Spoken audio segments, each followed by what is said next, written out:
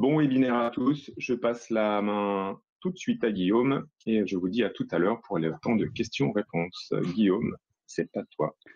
Merci Vincent. Donc bonsoir, je suis Guillaume Aldin, je dirige le département sport et événements du cabinet de courtage d'assurance AIAC. AIAC est le courtier d'assurance de la Fédération française de badminton depuis 2015.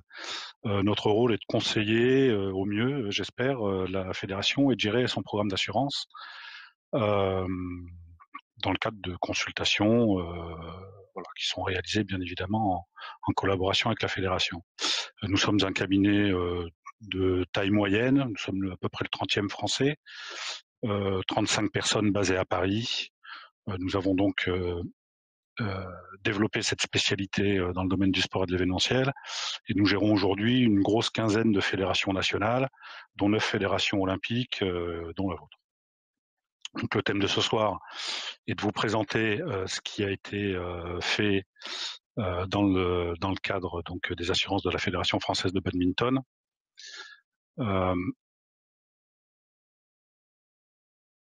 Je vais commencer bien évidemment par vous présenter le contexte juridique, les obligations qui sont donc données aux associations et aux groupements sportifs, et vous dire comment la Fédération française de badminton vous aide à y répondre. Le contrat d'assurance, une présentation du contrat d'assurance qui est assuré, pourquoi et comment, le contenu. Je vous ferai un résumé de la manière dont les membres affiliés et licenciés sont assurés par ce programme. Et enfin, je vous rappellerai les différents vecteurs de communication et d'information que vous pouvez utiliser lorsque vous vous posez des questions en matière d'assurance. La présentation va durer, je pense, une vingtaine, 20-25 minutes, et puis nous passerons effectivement aux questions-réponses ensuite. Et comme le disait Vincent, s'il y a des questions auxquelles on n'aura pas répondu ce soir, écoutez, vous pourrez me les écrire et je me ferai un plaisir d'y répondre un petit peu plus tard. Alors, le programme d'assurance, le contexte juridique. Écoutez, le législateur en fait a souhaité a créé en fait une loi en 1984. Donc c'est l'origine de la problématique et des obligations qui sont portées sur les associations sportives. Et cette loi, en fait, elle est codifiée depuis 2006 et il y a 2 articles extrêmement importants qui fondent 2 obligations essentielles auxquelles il va falloir répondre et qui relèvent de 2 idées fortes. La première, c'est protéger les autres. C'est donc une obligation d'assurance de responsabilité civile. Donc cette assurance, elle est effectivement obligatoire. Elle est donc codifiée par l'article L321.1, vous l'avez sous les yeux. Et elle demande donc à tous les groupements sportifs, associations, sociétés, fédérations, de souscrire un contrat d'assurance qui les couvre contre les dommages causés aux tiers. Donc c'est donc le principe de la responsabilité civile. C'est donc une obligation d'assurance, tout comme l'obligation que vous pouvez avoir en matière automobile. On est donc ici pour protéger les autres. Et donc, il va falloir bien évidemment y répondre. Je vous ai juste rappelé pour juste porter votre attention sur l'importance de respecter cette obligation. En tant que dirigeant, vous pouvez être effectivement condamné pénalement si jamais vous n'y répondez pas. Donc, il est vraiment extrêmement important de répondre à cette obligation d'assurance. La deuxième idée forte, c'est se protéger en tant que sportif, donc dans le cadre de la pratique du badminton. Et cette obligation, en fait, donc qui est délivrée par l'article L321.4 du Code du sport, est une obligation d'information en ce qui concerne les associations sportives. En d'autres termes, le législateur vous dit il faut informer vos adhérents de l'intérêt que présente la souscription d'un contrat d'assurance. Le sport, ça peut être dangereux, ça peut générer des accidents corporels, qui généreront même des conséquences financières pour donc la victime. Et il est important de voir la manière dont on est assuré. C'est une obligation d'information, comme je vous le décris en bas du slide. Elle est à l'origine d'une jurisprudence vraiment conséquente ces 30 dernières années.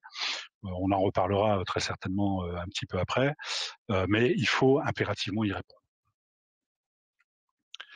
Donc, la fédération a mis un certain nombre d'outils en place pour pouvoir répondre à ces 2 obligations. La première chose, c'est effectivement de répondre à l'obligation d'assurance responsabilité civile.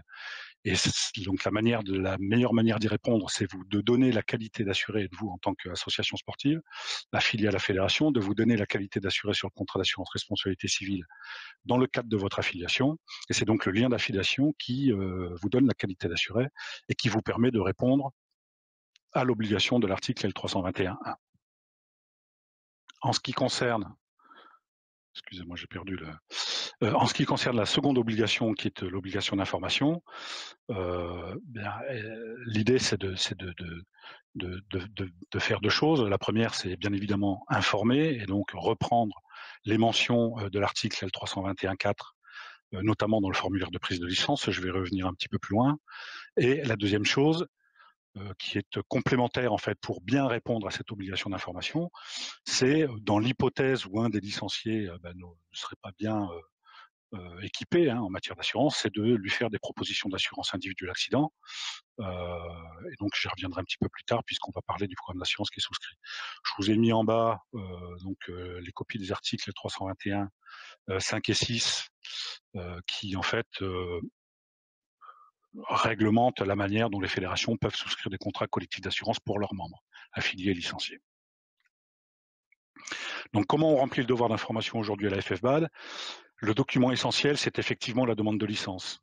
Alors là, je vous ai effectivement agrandi la partie relative à l'assurance, mais bon, ce document, il contient des informations légales extrêmement importantes, notamment en matière de certificat médical, de droit à l'image, etc. Donc ces mentions, je sais qu'un certain nombre, enfin bon, encore une fois, je vous le répète, on assure un certain nombre de fédérations à l'AIAC, et on se rend compte que il y a un certain nombre de clubs qui utilisent leur propre bulletin d'adhésion pour leurs membres, ce qui est tout à fait légal et éventuellement normal, mais il est important quand même, si vous n'utilisez pas le document de demande de licence, il est extrêmement important que vous repreniez les bons messages. Et le message assurance, il est celui qui est affiché ici dans ce slide. Et il est, comme vous pourrez le constater, il est fait de deux parties. La première répond à L321.4, il est même mentionné l'article, c'est de dire attention à la manière dont vous êtes assuré.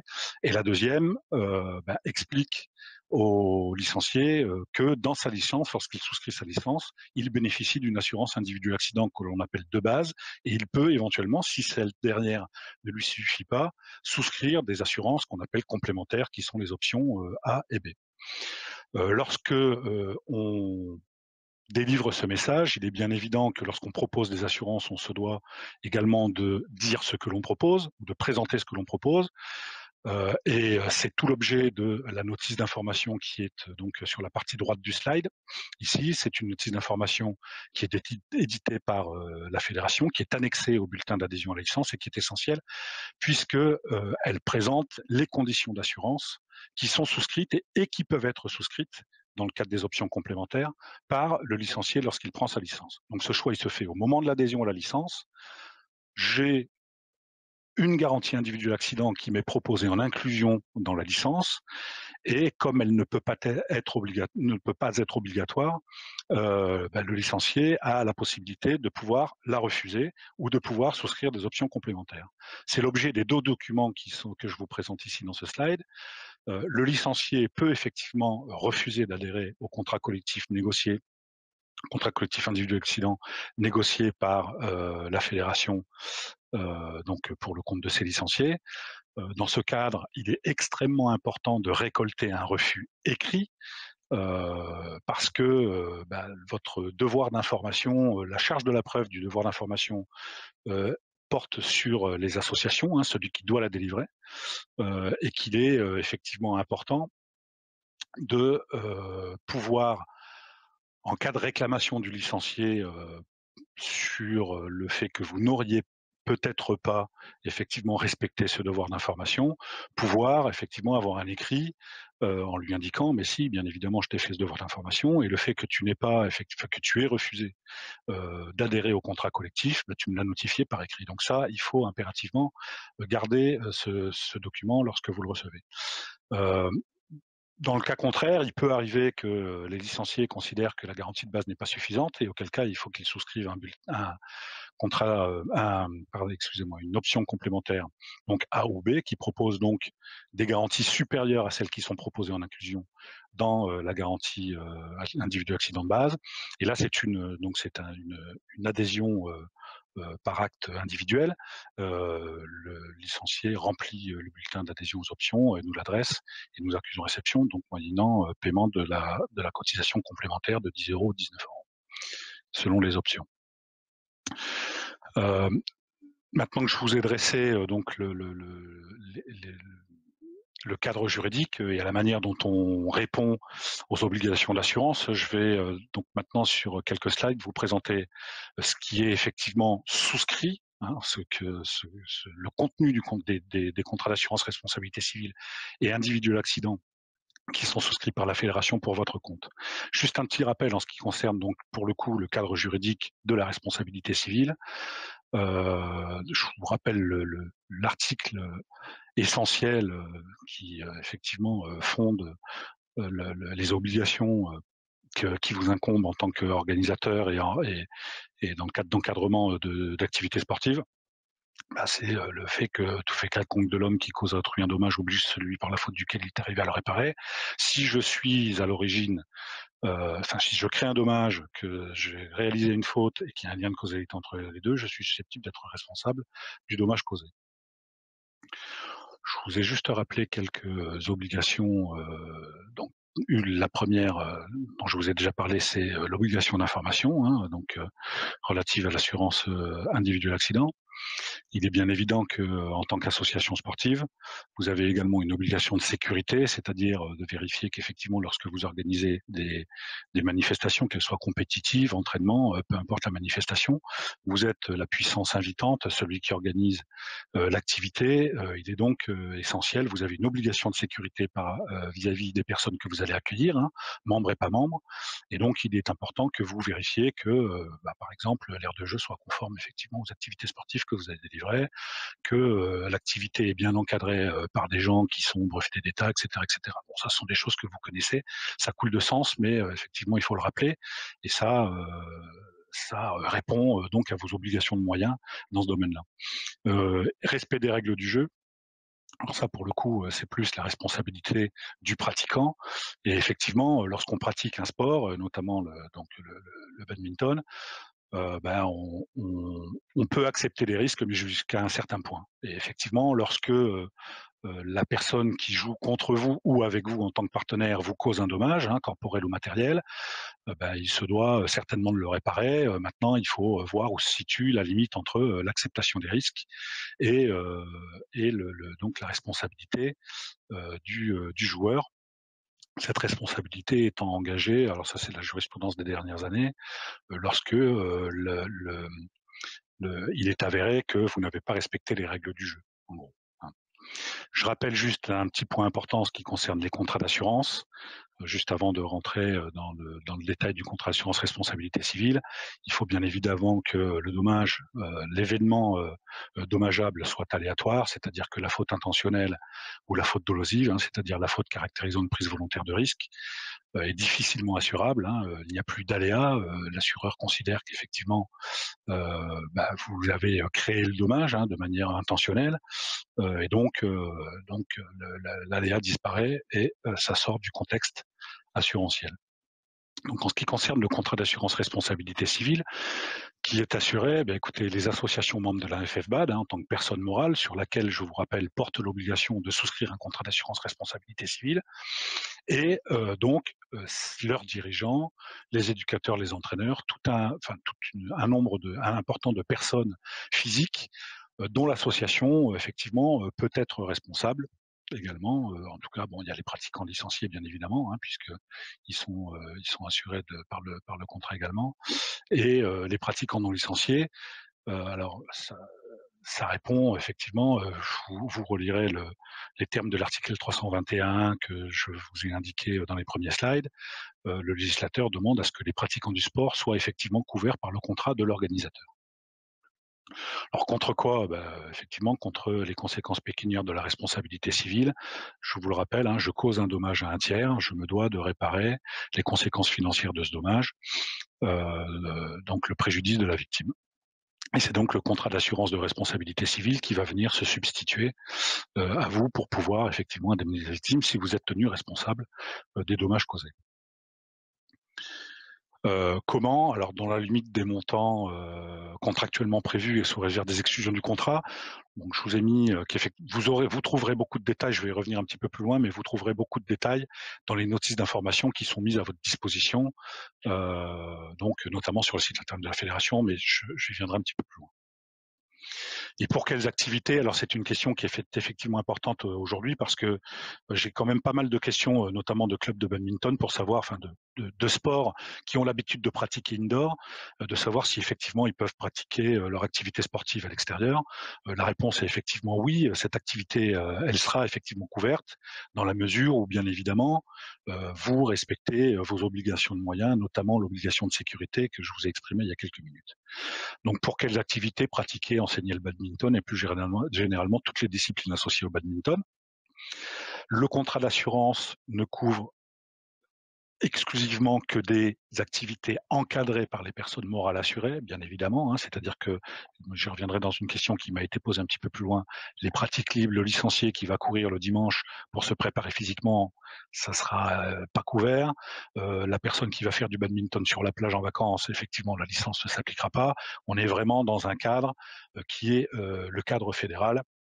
C'est donc l'encadrement par les personnes morales assurées qui fait, enfin qui donc génère la garantie d'assurance du contrat responsabilité civile. Donc je vous rappelais en bas de ce slide que les séances d'entraînement sont couvertes en tout lieu, sous réserve que ces séances se déroulent sous le contrôle ou la surveillance et avec l'autorisation de l'association. En ce qui concerne le contrat individuel accident, donc là je suis sur l'aspect donc se protéger, non plus protéger les autres, mais se protéger. Donc cela concerne les options qui sont proposées aux licenciés lorsqu'ils adhèrent à la licence. Donc une option de base et des options complémentaires. Elles couvrent toutes les trois à peu près les mêmes risques, hein, même pratiquement les mêmes risques. La différence étant que effectivement les montants de garantie peuvent être sont supérieurs sur les options complémentaires. Il est clair que lorsque l'on étudie un programme d'assurance pour une fédération, on ne peut pas répondre aux besoins individuels de chacun des licenciés. Vous êtes plusieurs centaines de milliers de personnes à être assurées. Il est donc évident qu'il faut qu'on trouve un dénominateur commun qui soit un minimum donc applicable à tous et qui réponde à un besoin mutualisé. Donc ce minimum correspond à l'option individuelle accident de base. Et si effectivement, d'un point de vue individuel, vous considérez, enfin le licencié considère que le capital d'essai prévu dans le contrat n'est pas assez important, et bien il se portera vers une option complémentaire. Je rappelle juste en bas du slide que les conséquences de la maladie sont toujours exclues des contrats. On assure vraiment une notion de dommage accidentel. Ce slide pour vous rappeler, donc c'est un rappel que j'ai extrait du guide du BAD pour vous rappeler où s'applique effectivement dans quel cadre s'appliquent les garanties d'assurance. Donc vous avez les types de licences et les types de participation qui sont indiqués à gauche, et vous avez une colonne assurance responsabilité civile et individuel accident.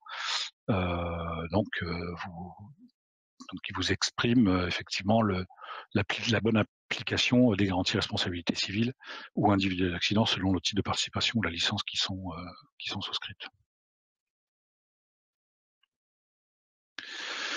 Juste un point sur ce que l'on propose pour les non-licenciés, c'est-à-dire donc les personnes que vous recevez dans le cadre d'initiation de journée porte ouverte ou d'opérations promotionnelles. Donc vous savez qu'il y a des procédures spécifiques qui sont prévues, des garanties spécifiques également, qui sont moins importantes que celles qui sont proposées aux licenciés, enfin à vos adhérents licenciés. Et donc ces procédures, il faut effectivement alors soit les respecter en nous faisant une déclaration préalable, ce qui ouvre en fait, ce qui donne la qualité d'assuré aux non-licenciés, aux personnes qui vont venir s'initier ou participer à une séance d'essai dans le cadre d'une organisation que vous aurez réalisée. Donc c'est une déclaration préalable. Je crois que j'imagine que vous connaissez bien la procédure. C'est via Puna. Vous avez un formulaire d'adhésion, de déclaration, pardon, à remplir. Et effectivement, ça permet aux non licenciés de pouvoir avoir un minimum de garantie individuelle accident dans le cadre de la pratique du badminton. Les titres événementiels, les opérations promotionnelles, voilà, ça c'est le même principe. Et il y a des documents que vous trouverez dans Poulain qui sont mis à votre disposition pour pouvoir regarder quel type de garanties effectivement sont souscrites et pour quel montant. Où retrouver l'information, donc je vais ici me connecter. Alors, bien sûr, ça se voit pas sur la bonne page, mais c'est pas très grave. Je vais vous le mettre ici. Me connecter sur le site internet de la fédération. Donc c'est le site institutionnel, ce n'est pas Poulain, c'est un site donc qui est ouvert à tous. C'est le site de la fédération, ouvert à tous, dans lequel vous trouverez notamment les notices d'information, donc qui reprennent tout le détail des garanties d'assurance dont on vient de discuter, individuel accident pour les licenciés, individuel accident de base, la notice d'information relative aux options complémentaires avec le bulletin d'adhésion, donc qui est intégré. La garantie responsabilité civile donc, qui vous est exprimée dans la notice d'information qui est ici, et puis l'assistance rapatriement qui est effectivement une garantie annexe à l'individuel accident. Point très important, parce qu'au fond, les assureurs sont, si on s'assure, c'est effectivement pour être assuré en cas de sinistre. Et donc ici, vous avez sur le site internet de la fédération toute la procédure relative à la déclaration d'accident. Donc la première, c'est effectivement la déclaration de sinistre en ligne suite à un dommage corporel. Donc vous voyez que c'est assez simple d'utilisation. Donc vos licenciés, lorsqu'ils sont victimes d'un accident corporel, vont aller remplir ce formulaire et ça fera directement la déclaration chez nous et l'accusé réception part immédiatement par email, à l'email qu'ils auront renseigné. Donc ça nous permet d'avoir une réactivité importante dans le cadre de la gestion des dossiers. Je veux juste vous préciser une chose, c'est qu'en tant que dirigeant, vous pouvez effectivement déclarer pour le compte de votre licencié, pour le compte de la victime de l'accident. Il vous suffit de vous identifier ici à l'entrée, ou si c'est pas le cas, c'est la victime qui fera sa déclaration directement. En ce qui concerne la partie responsabilité civile, alors bien évidemment, lorsque on est recherché en responsabilité civile, c'est qu'on a causé donc un dommage à un tiers, il y a une réclamation du tiers qui vous est donc adressée. Donc cette réclamation du tiers, il est extrêmement important que vous nous la dressiez le plus rapidement possible pour que nous, on puisse effectivement réagir et vous aider à répondre à cette réclamation. Vous avez un formulaire de déclaration responsabilité civile ici en ligne qui vous permet effectivement de répondre aux bonnes questions et de pouvoir nous déclarer les circonstances de l'accident, ce qui s'est passé, les éventuels témoins, etc., etc.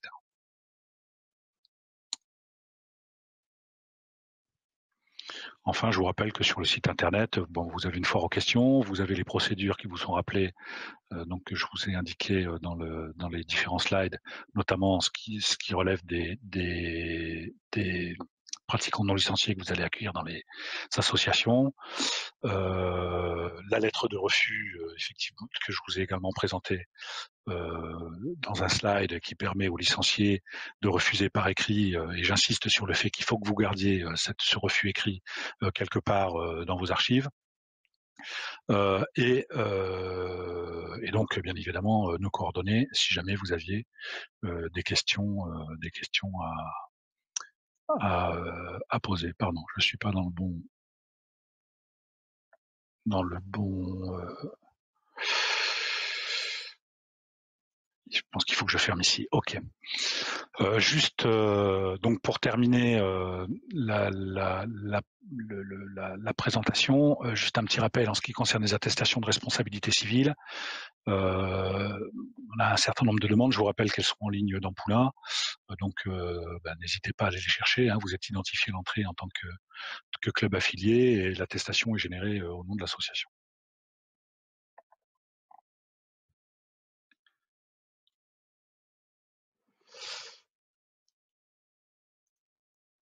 Je crois que j'ai terminé en ce qui concerne la partie présentation. Ça a été peut-être un petit peu plus rapide que prévu.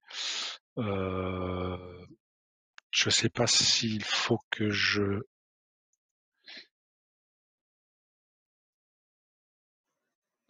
Non, mais on peut enchaîner. Pardon Vincent, excuse-moi, j'étais en train en fait d'essayer de te retrouver pour savoir si Ouais, je suis j'enchaîne là. directement. Ok. Oui, oui, on peut enchaîner avec les réponses écrites. Après, je vois que Pauline a été éjectée. Alors, j'espère que vous n'avez pas perdu le fil. En revanche, le fil pour les participants. Donc, on a Bon, bien fait d'être deux. Ah non, elle est là maintenant. oui, effectivement. Et je te confirme que l'exercice n'est pas facile parce qu'effectivement, quand c'est pas vraiment interactif, on ne sait pas où orienter effectivement la discussion. Donc donc là, je vais répondre aux questions qui ont été posées hein, par les participants. Vous voyez que j'ai fait des réponses écrites, hein, donc bien évidemment, je me tiens disponible pour tout le monde si jamais il y avait des sujets sur lesquels je serais passé de manière trop rapide, ou s'il y avait des questions qu'on n'aurait pas abordées et qui demanderaient effectivement des réponses. Donc il n'y a vraiment aucun souci, les gens peuvent m'appeler ou me poser des questions par email. Hein, vous avez tout dans les notices d'information, tous nos contacts sont indiqués dans les notices d'information qui sont en ligne sur le site internet. Donc première question, l'assurance fédérale couvre-t-elle les licenciés qui se préparent physiquement, donc préparation physique en dehors du cadre habituel de la pratique, tout particulièrement durant l'été, grâce au programme transmis par leurs entraîneurs? Alors, il est clair, comme je vous l'indiquais dans la présentation, le programme d'assurance ne peut s'appliquer que dans un cadre fédéral. Et donc, il est clair que la personne qui va courir le dimanche matin, parce que son entraîneur lui a dit va courir le dimanche matin, elle est seule, on ne peut pas la couvrir. Donc, la partie libre et la partie privée, elle n'est pas couverte dans le cadre du contrat fédéral. En revanche, si effectivement l'association donne rendez-vous à ses membres un dimanche matin pour effectivement organiser une sortie, un footing pour la préparation physique avec les équipes de badminton. Ça, effectivement, ça sera couvert. C'est encadré par le club, c'est réalisé avec son autorisation, c'est organisé par le club. Donc ça, effectivement, cette pratique-là, elle sera couverte. Est-ce qu'un adhérent est assuré sur des activités extérieures comme du badminton dehors, du ski de fond, du basket pour les jeunes en club? Alors, le contrat prévoit de couvrir les activités de badminton, donc ça c'est l'activité principale, et de manière générale toute forme de pratique agréée par la fédération, ainsi que la pratique d'autres disciplines sportives dans le cadre des entraînements et ou préparations physiques encadrées par les personnes morales assurées. En d'autres termes, on couvre l'activité physique, en général organisée par les clubs, mais il est bien évident que cette activité physique, elle doit être connectée ou en adéquation avec l'activité principale qu'est le badminton. Il est clair que j'aurais beaucoup de mal, moi, à aller défendre vos intérêts auprès de l'assureur si jamais vous étiez victime d'un accident de ski pendant même une sortie organisée par le club. On est vraiment dans le cadre d'activités physiques qui entrent dans une préparation ou un entraînement lié à l'activité principale du badminton. Par ailleurs, le contrat prévoit des exclusions formelles, hein, notamment les sports de combat, les sports aériens, les sports maritimes, l'alpinisme et bon, tout ce qui a connotation un peu dangereuse. Les parents qui accompagnent des jeunes du club en stage ou en compétition sont-ils assurés par l'assurance fédérale? Oui, ils le sont. En fait, c'est même un petit peu plus large que ça. En fait, le contrat fédéral assure les bénévoles donc des associations. Donc les garanties accordées sont celles de la garantie de base du contrat, parce qu'on considère qu'effectivement quelqu'un qui donne du temps, de son temps gratuitement à une association pour pouvoir bien organiser des sorties, des entraînements, un encadrement de jeunes, etc. Bah, la moindre des choses, si jamais il lui arrive un dommage corporel pendant cette mission que vous lui avez donnée en tant que club organisateur, la moindre des choses, c'est effectivement qu'il ait un minimum d'assurance. Donc il actionnera très certainement ses assurances personnelles dans un premier temps, mais le contrat d'assurance de la fédération sur la partie individuelle accident de base pourra intervenir donc comme de la même manière que pour un licencié. Quelles conséquences lorsqu'un club accueille des joueurs en essai sans avoir effectué la demande promotionnelle sur Puna? En cas d'accident quid, bon, je rappelle juste que votre responsabilité en tant qu'organisateur, bien évidemment, elle sera couverte. L'extension, en fait, dans le cadre des séances d'essai, elle permet de faire bénéficier d'une garantie minimum individuel accident aux pratiquants non licenciés. Si jamais il leur arrivait quelque chose, un dommage corporel sans notion de responsabilité, bien évidemment, parce que si la personne à l'essai considère que vous êtes responsable de son dommage, je sais pas, on pourrait imaginer euh, que vous le faites jouer sur un terrain qui n'est absolument pas adéquat, par exemple, il y a des trous partout, il se tord la cheville. Là, effectivement, la responsabilité de l'organisateur, elle pourrait être engagée. Là, on sera sur le terrain de la responsabilité civile. Néanmoins, si la personne se blesse toute seule, que toute votre obligation de moyens est respectée, la personne se blesse toute seule, elle va actionner ses assurances personnelles, sécurité sociale si elle est salariée, et mutuelle si elle en a une, dans un premier temps. Et si jamais il lui reste un reste à charge, le contrat mis en place donc pour les non licenciés, lorsque vous aurez effectivement déclaré préalablement à la séance d'essai votre journée porte ouverte, le contrat prévu pourra s'appliquer en complément de toutes ces assurances personnelles. Certains stages mis en place par des professionnels micro-entrepreneurs informent que l'assurance fédérale couvre les pratiquants, cependant les chèques sont à l'ordre de l'éducateur. Alors question vraiment, vraiment importante, la pratique libérale, elle n'est pas couverte par le contrat fédéral. L'enseignant qui effectivement facture son élève directement, il pratique de manière libérale et il se doit d'être couvert personnellement dans ce cadre. Donc la réponse ici, elle est non. En revanche, l'enseignant qui intervient pour le compte de l'association, lui, sera couvert par la RC de l'association, qui est celle qui organise et présente en fait l'activité sportive. Donc deux choses différentes, mais j'attire votre attention sur le fait qu'effectivement, une pratique libérale doit être assurée de manière libérale, c'est-à-dire par la personne physique qui facture en fait son élève. Le gymnase est quant à lui au nom du club, quid des responsabilités? Quels sont les risques? Quelles sont les bonnes pratiques à mettre en place? Alors effectivement, le club, lui, vis-à-vis du propriétaire du gymnase, il est juridiquement responsable puisque c'est lui qui, en fait, est signataire de la convention de mise à disposition.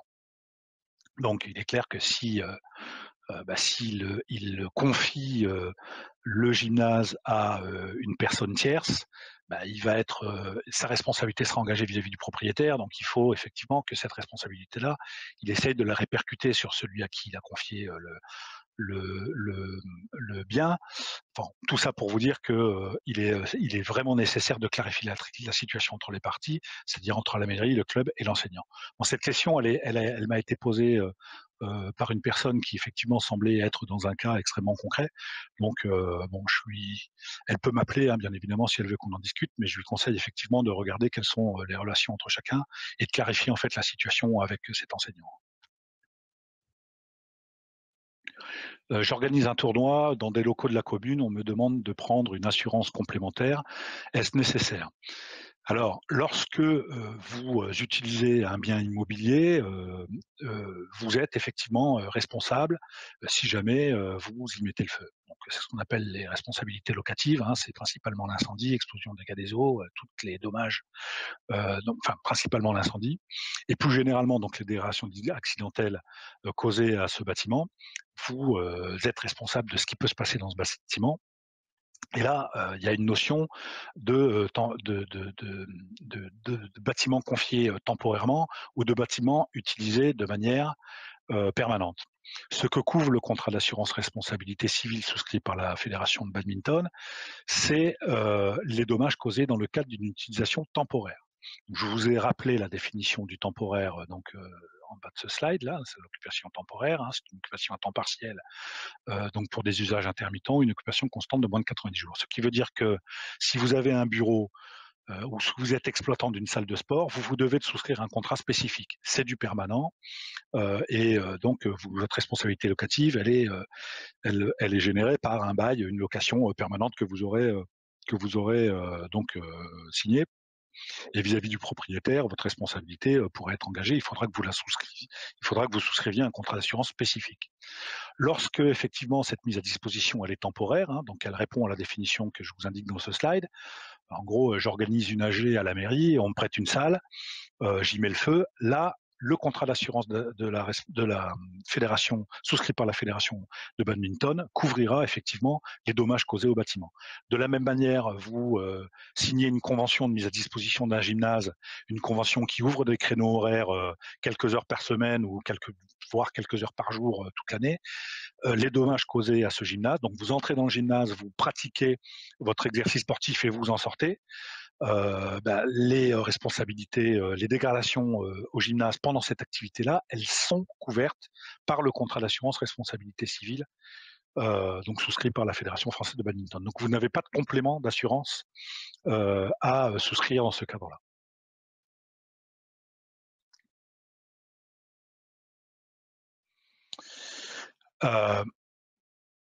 L'assurance souscrite par la fédération de badminton offre une assistance juridique aux dirigeants du club.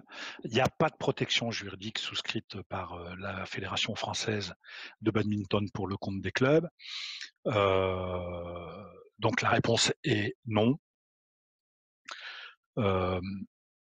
Alors, d'une manière générale, je vais vous expliquer pourquoi. En fait, le programme d'assurance de la fédération répond, comme vous l'avez bien compris, je l'espère en tout cas, par les slides que je vous ai présentés, il répond à des obligations d'assurance, hein, donc qui sont imposées par le Code du sport, et notamment les deux principaux articles que je vous ai exposés au début de la présentation.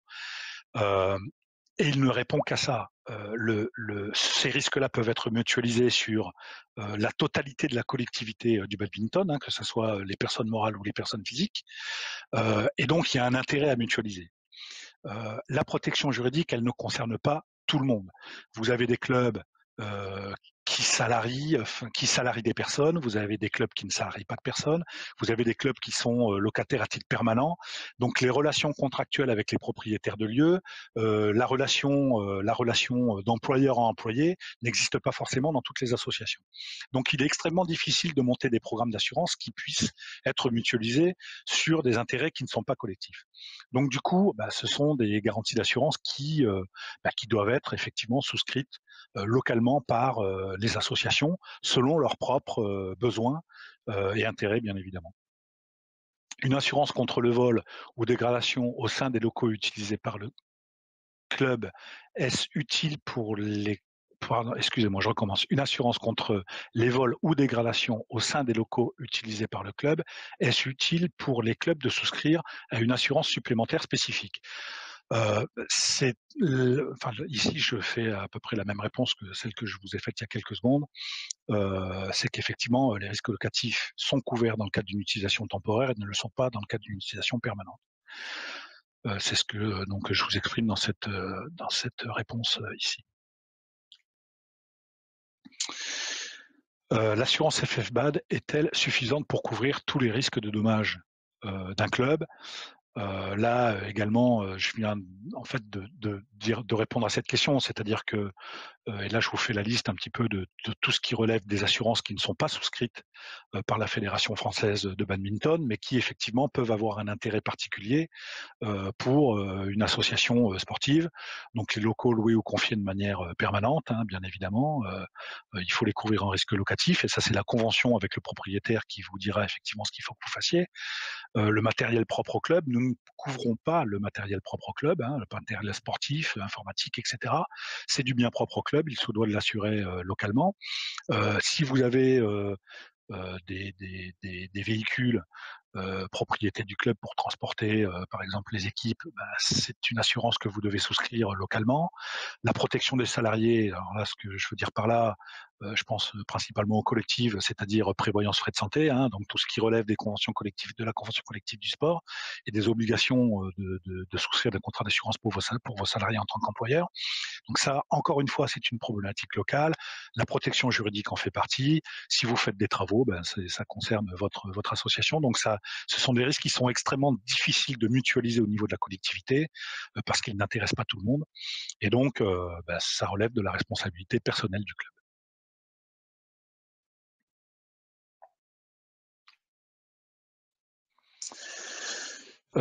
Question suivante. La saison sportive est définie dans les textes de la FFBAD comme allant du 1er septembre au 31 août de l'année suivante. Or, on a la possibilité de prendre une licence avant le 1er septembre. Les licenciés sont-ils couverts dans ce cas? Alors effectivement, donc la période de validité de la licence court du 1er septembre au 31 août de l'année suivante. Mais le contrat d'assurance, lui, prévoit d'étendre effectivement les garanties d'assurance avant et après cette période. Donc vous avez la définition, je vous ai fait un petit rappel de ce que dit très exactement le contrat d'assurance dans ce domaine-là. Le contrat d'assurance, il prévoit pour les nouvelles licences que les garanties peuvent prendre effet effectivement à partir du 1er juillet donc de chaque année. Hein, la personne donc qui prendra une nouvelle licence pourra être effectivement couverte à partir de cette date-là. Et en ce qui concerne donc le après 31 août, les garanties seront prorogées en fait pour vous laisser le temps administratif de pouvoir de renouveler les licences sportives de vos adhérents. Alors attention, hein, là je mets effectivement un petit bémol, c'est que à partir du moment où l'activité sportive demande obligatoirement, donc par les règlements de la fédération, le renouvellement de la licence sportive de l'année en cours, effectivement, vous devez de respecter cette obligation. Et donc, si jamais, notamment dans le cadre d'une compétition, si la licence sportive doit être renouvelée pour participer à la compétition, vous devez de renouveler cette licence sportive, et c'est donc la nouvelle assurance attachée à cette nouvelle licence sportive qui fera foi. Donc, je dirais que l'extension de garantie pour la licence de l'année précédente, hein, elle permet surtout de pallier à des accidents qui pourraient survenir lors d'un entraînement, alors que votre membre n'a pas forcément, ou vous n'avez pas forcément en tant que personne qui propose les licences et les souscrit, personne morale, hein, je parle association, n'aura pas eu le temps en fait de renouveler sa licence. Je crois que j'ai fait le tour. J'ai peut-être été un peu vite, Vincent, et j'en suis vraiment désolé. Non, je ne sais pas du tout où. Non, pas du tout. Pas du tout. Bon, On est à tant mieux. un peu moins de J'ai 45 l'impression minutes. d'avoir couru. Non. C'est en timing, on est bien. On peut s'attribuer 15 minutes environ de réponse aux questions qui ont été posées par le biais de la messagerie, voire un peu plus ou un peu moins. J'ai essayé d'isoler les questions qui n'auraient pas eu de réponse apportée directement à partir des réponses que tu viens de formuler autour du questionnaire préalable. Donc si j'en oublie pour certains, n'hésitez pas à les reposer en haut de la messagerie et j'essaierai de les retraiter. Donc, je l'ai fait plutôt par ordre chronologique où j'ai essayé de rassembler aussi certaines thématiques, notamment sur certaines slides sur lesquelles il y a eu des questions pour y revenir. Donc, je les donne dans un ordre aléatoire, on va dire.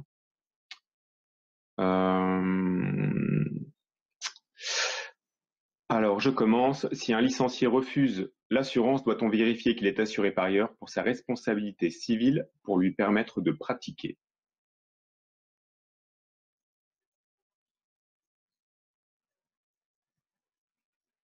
Ah, j'ai l'impression que je suis tout seul.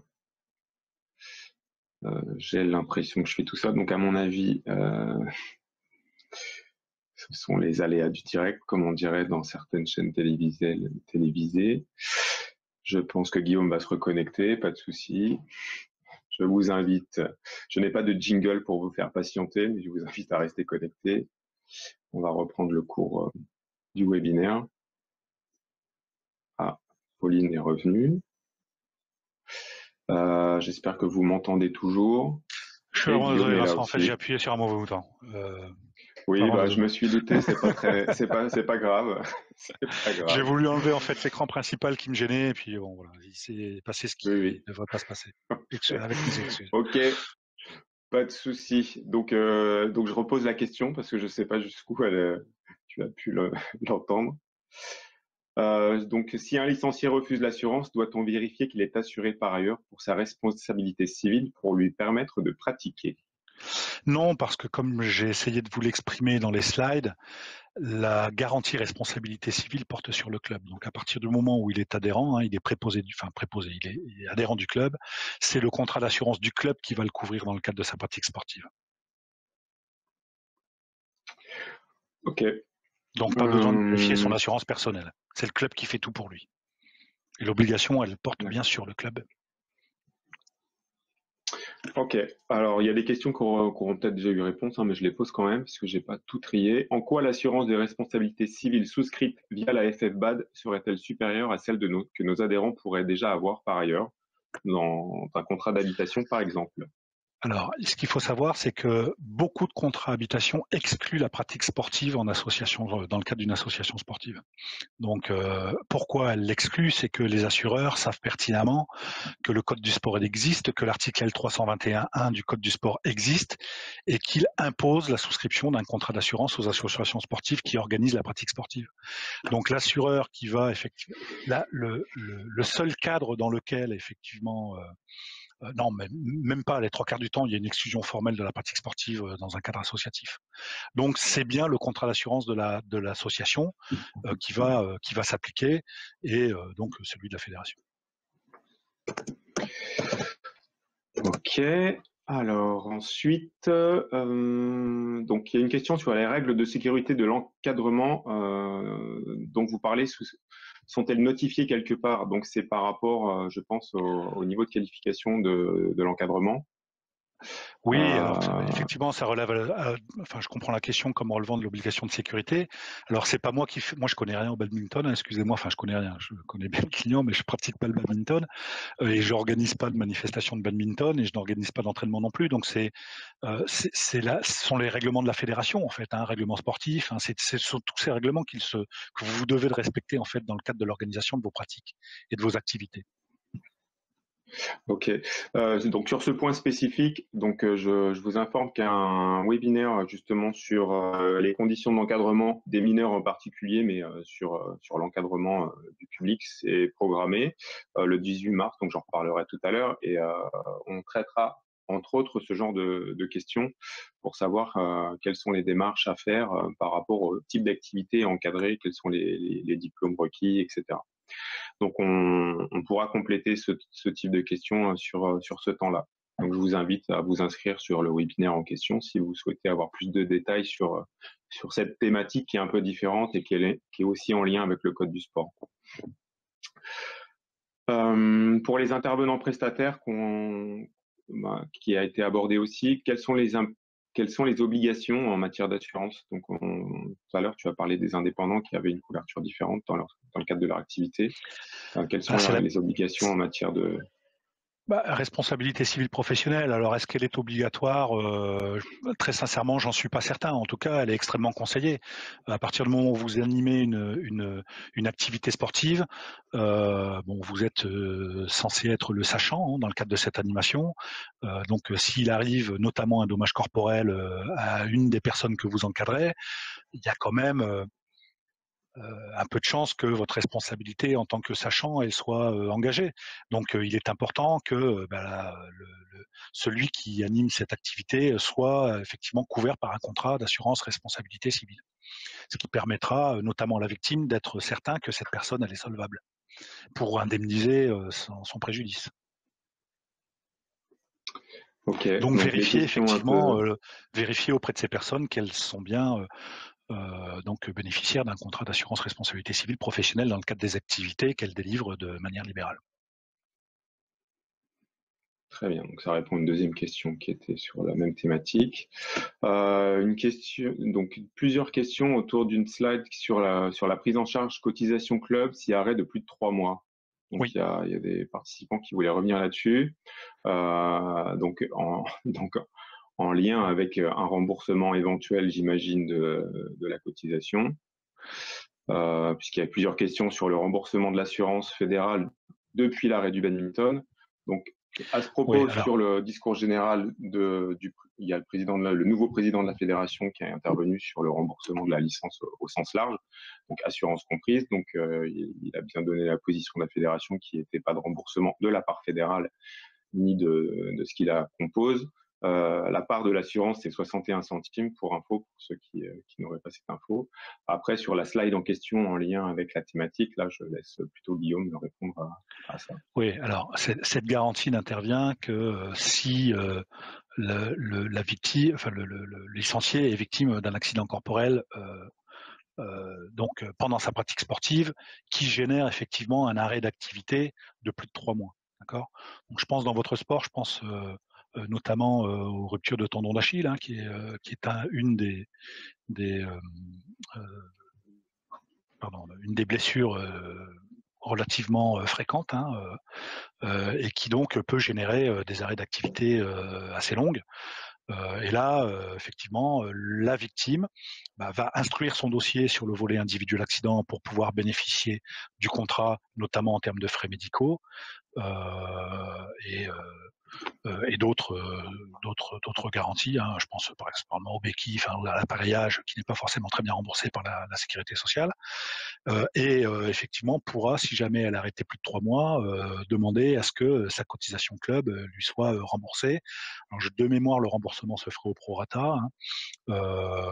C'est peut-être une franchise relative, il faudra que je vérifie le contrat. Mais effectivement, cette garantie existe et on est susceptible de pouvoir rembourser donc la personne qui se blesse gravement et qui ne peut pas donc bénéficier des activités sportives qu'elle a entre guillemets donc achetées dans le cadre de son adhésion à l'association. Très bien, merci. L'assurance offre-t-elle une assistance juridique aux dirigeants, conseil plus prise en charge de frais éventuels? Alors, en fait, cette question, elle demande plusieurs réponses. Tout dépend de ce que vous entendez par assistance juridique aux dirigeants.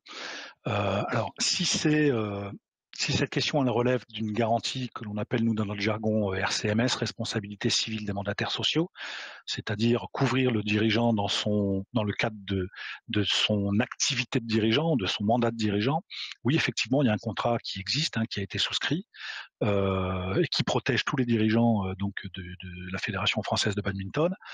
Là, bon, on va pas rentrer dans le détail ici parce que ça prendrait un certain temps. Moi, alors, on peut éventuellement faire une information. Enfin, il faudra peut-être qu'on organise une information un petit peu plus détaillée dans ce domaine-là, ou alors tout simplement les gens qui effectivement ont des questions sur cette garantie spécifique peuvent m'appeler, il n'y a aucun souci, hein, ou contacter IAC, on répondra effectivement à la question de manière plus précise.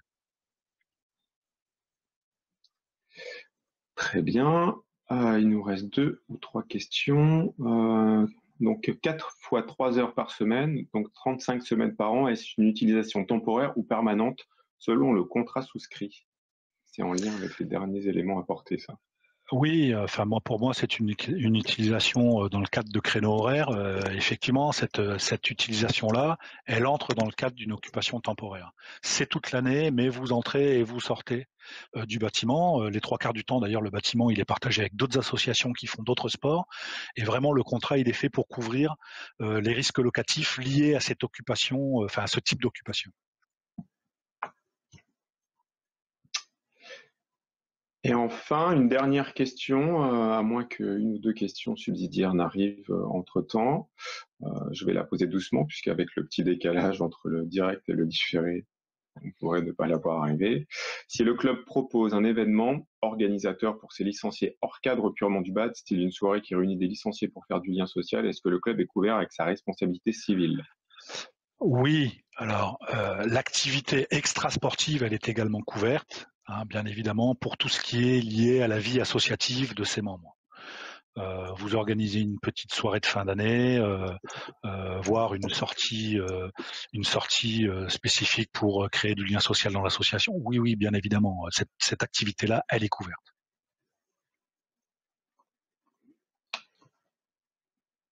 Très bien, je ne vois plus de questions arriver. Donc, on va arriver à 19h15, donc ça va faire une petite heure. Donc, on est pile dans le timing qu'on s'était proposé de tenir. Donc, je vais remercier Guillaume pour son intervention et puis l'exercice un peu particulier du webinaire, seul Très face à son difficile, je écran. confirme. Je sais que pour une première, c'est toujours un peu compliqué. Ah, j'ai quand Absolument, même une dernière question qui arrive. bien Quel sûr. intérêt pour un adhérent de choisir les options si le club assure la responsabilité civile? Alors encore une fois, la responsabilité civile est une chose, l'option complémentaire individuelle accident est une autre. Alors, bon, l'idée en fait des premiers slides que je vous ai présentés, c'est de bien attirer votre attention sur les deux objectifs des deux articles du Code du sport. Le premier, c'est protéger les autres, responsabilité civile, je cause un dommage à un tiers. C'est une obligation d'assurance, on n'en parle pas. Le contrat individuel accident, il est fait pour se protéger soi-même. Il n'y a pas de notion de responsabilité. Je me blesse tout seul, ça va générer des frais médicaux, d'hospitalisation, des frais pharmaceutiques. Je suis peut-être couvert par la sécurité sociale ou un autre organisme obligatoire. J'ai peut-être une mutuelle, mais peut-être pas. Mais en tout état de cause, le contrat de ma licence est susceptible d'intervenir en complément de tous ces contrats-là. Donc l'intérêt, c'est effectivement de prévoir une assurance pour soi-même et non pas protéger les autres, puisque cette assurance-là, elle relève de la responsabilité civile qui est obligatoire et qui est de toute façon souscrite. Bon, on va clôturer sur cette dernière réponse. Merci encore à Guillaume de s'être rendu disponible et d'avoir participé et répondu favorablement à notre sollicitation.